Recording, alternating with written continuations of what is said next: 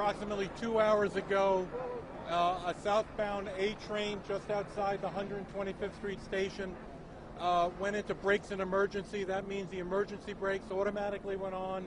The train bucked forward, it bucked backwards, and in the process of doing that, there are 8 cars on this train. 2 of the cars derailed. They scraped the side of the wall. Everybody on this train has been evacuated. 2 of the cars actually went right into the 125th Street station, so people were able to get out right onto the platform. Some people, unfortunately, decided to go out the back way, which we do never encourage. They decided to take it on their own instead of taking the safest possible way. There were 3 other trains in the tunnel at the time, 2 south of us, 1 north of us. Right now, they have all been evacuated by the FDNY, and I want to thank them for all the great work that they've done in making sure everyone is okay. There were 7 minor injuries on this derailment. 4 folks went to Presbyterian, deal with smoke inhalation. 2 of them went to Harlem Hospital, and 1 of them decided they did not need to go anywhere, that they were released on their own. With that, the investigation is ongoing. There are numerous transit workers and investigators downstairs on the track to determine what caused the brakes to go into emergency. Once we know what the cause is, we will report it back to you. Regarding service for the rest of the day, we will get back to you as well as what service will be like in this afternoon, during this afternoon's rush hour. But for the time being, service on the A, the C, and the E, R, D, and the D are suspended until the investigation is completed. We can move this train off the tracks and be able to get service back for all of our customers. Is it possible somebody pulled the emergency brake and that caused it? We don't know. We're evaluating right now what caused the brakes to go into an emergency. We do not know. That investigation is ongoing.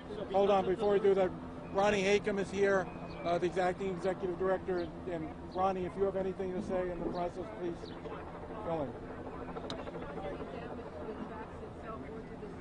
Yes.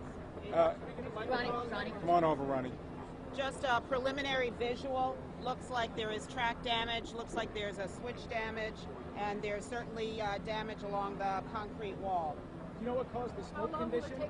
Yes, the smoke, where the evaluation is going on right now to determine how to fix it.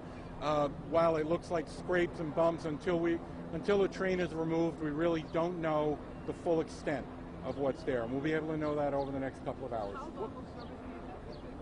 Until we do the investigation, until we determine, we're not sure yet. We're going to do the best we can to get service back up and running as quickly as possible. And we'll put notices out. The smoke condition was caused by, as the train went into derailment, there was sparks, there was garbage and sanitation along the tracks that went up. It was minor in this instance. No, this is completely separate. The brakes went into emergency. We need to determine why they went into emergency. This is a we're gonna do a complete evaluation of the entire subway system. It's what was talked about last week. We're getting in the process to determine what we can do to get it into a state of good repair. But the looks of this, until we determine why the brakes were put into emergency and causing this problem, I can't answer that question directly. Joe, is it one of the older trains where somebody pulling the brake can actually stop the train in between stations? Because I know that's not the case of the newer trains. Quite honestly, when I went downstairs, the lights were off on the trains. I never looked at how old the trains were at the time, so I don't have an answer to you on that. We'll get back to you. You know how fast roughly? The investigation will have that. I wanted to get out here to explain to you everything that happened. The investigation will talk about the speed and on all the rest of it. Hey Joe, the power outages, people who are on the train, people on social media talking about how safe it is to ride the MTA. Why have people lost confidence?